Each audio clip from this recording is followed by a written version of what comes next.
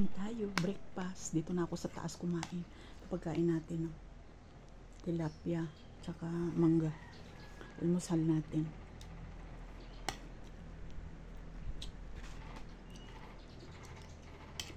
Kain. Maingay doon sa babae. Tabang niyo pa kagata ko ng tilapia. Tabang.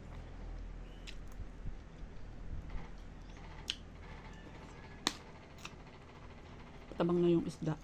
Kasi medyo matagal na sa rep. Naka-frozen. Mura mangga mga lalabs. Oh.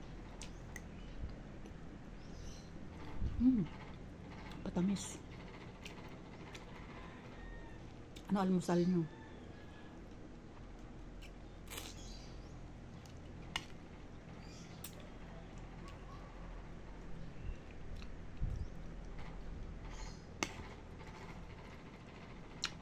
Ako lang na naman kakain itong niluto ko na to. Kaya dubli-dubli akong magluto ng ulam. Sayang naman to pag natagal na dyan sa rep.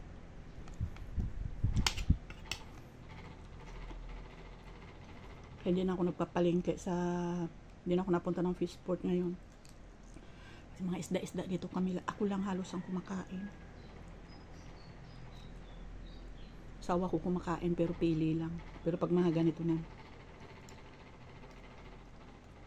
Ayoko naman ng mga karne-karne.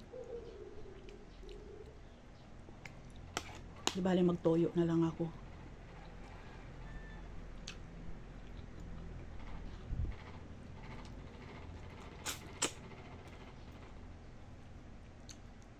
Toyo, may kalamansi, tsaka sili, okay na yun.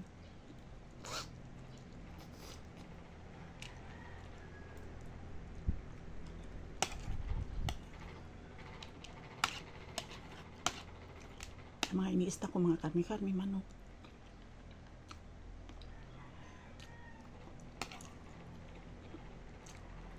Marami kaming prutas ngayon. Ayaw ni Sid kumain. Galit pa ako ng isang araw para kumain lang.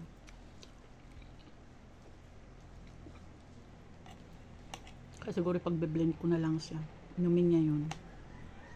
Kasi yung anak ko, si Sam, pinababaunan ko yun ng prutas. Hindi ba?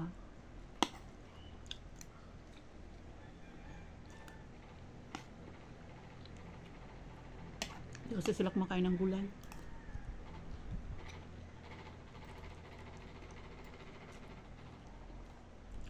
Kumakain din sa laing. Eh ano naman ang sustansya sa laing?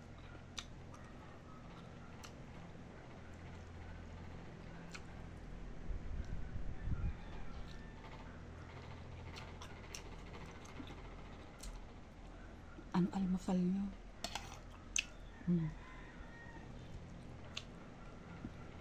Mura mangga.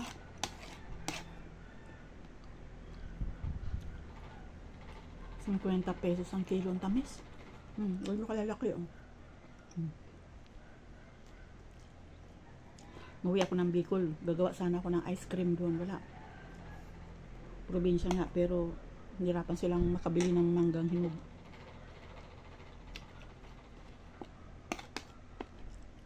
Hindi katulad dito sa Manila. Dito na talaga bagsakan. Dito dinadala yung mga ano. Kaya medyo mura dito ang ano, mangga. Thank you so much, Lord.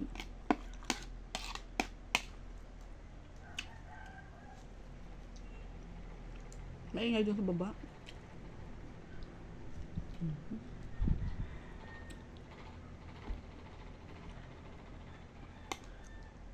Breakfast in bed. Kasi nasa bed ako.